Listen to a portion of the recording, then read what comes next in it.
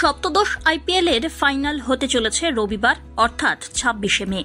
টুর্নামেন্টের 2012, 2014 এবং 2021 সিজনের পর চতুর্থবার আইপিএল ফাইনালে উঠেছে কলকাতা নাইট রাইডার্স। অন্যদিকে দ্বিতীয় কোয়ালিফায়ারে রাজস্থান রয়্যালসকে 36 রানে হারিয়ে দিয়ে এবার আইপিএল ফাইনালে উঠেছে সানরাইজার্স হায়দ্রাবাদ। তবে ফাইনালে যে ফেভারিট হিসাবে মাঠে নামছে কেকেআর তা বলা বাহুল্য। ক্রীড়া বিশেষজ্ঞদের মতে ফাইনালে অত্যন্ত গুরুত্বপূর্ণ ভূমিকা নিতে চলেছে টস। কারণ পরিসংখ্যান বলছে 2012 এবং 2014 সালে কেকেআর আইপিএল ফাইনালে টস জিতেছিল, আর সেই দুইবার খেতাবও জেতে। আইপিএলের 17টি মরশুমে মাঠে নেমে কলকাতা নাইট রাইডার্স 8 বার প্লে অফের যোগ্যতা অর্জন করেছে। তারা 2 বার চ্যাম্পিয়ন হয়েছে এবং একবার রানার্স আপ হয়েছিল শাহরুখের এই দল। গ্রুপ পর্বের শীর্ষে থেকেই শেষ করেছে কেকেআর, ফলে প্রথম কোয়ালিফায়ারে খেলার সুযোগ পেয়েছে নাইটরা।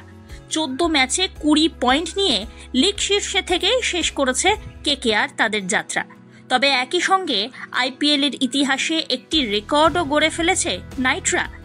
+1.428 রান রেট নিয়ে এবারে লিগ অভিযান শেষ করেছে কেকেআর। আইপিএল এর ইতিহাসে এটাই সর্বোচ্চ রান রেট।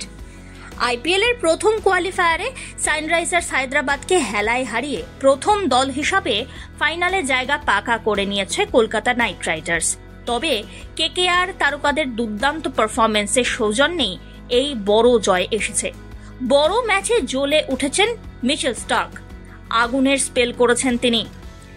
আইপিএল এ গ্রুপ পর্বে শ্রেয়াস আইয়ারের স্লো ব্যাটিং নিয়ে সকলেই প্রশ্ন তুলেছিল। প্লে অফে বিধ্বংসী ব্যাটিং করেন কেকেআর অধিনায়ক। পাশাপাশি মরশুমের শুরু থেকেই ভালো ছন্দেই ছিলেন ভেঙ্কটেশ আইয়ার। এক কথায় নাইটদের হিডেন জেম বলা যেতেই পারে তাঁকে।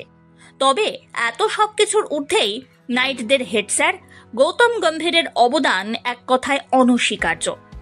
বারবার দলের মনোবল বৃদ্ধি করেছেন কোচ গম্ভীর। উল্লেখ্য, শীর্ষে থেকেই প্লে অফে প্রবেশ করেছে কেকেআর।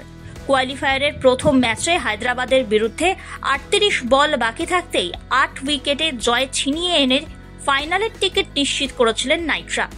অবশেষে 3 বছর পর ফাইনালে উঠেছেন তারা। এবারে অপেক্ষা শেষ ম্যাচ জিতে ট্রফি জয়ের। Bureau report, one India Bangla.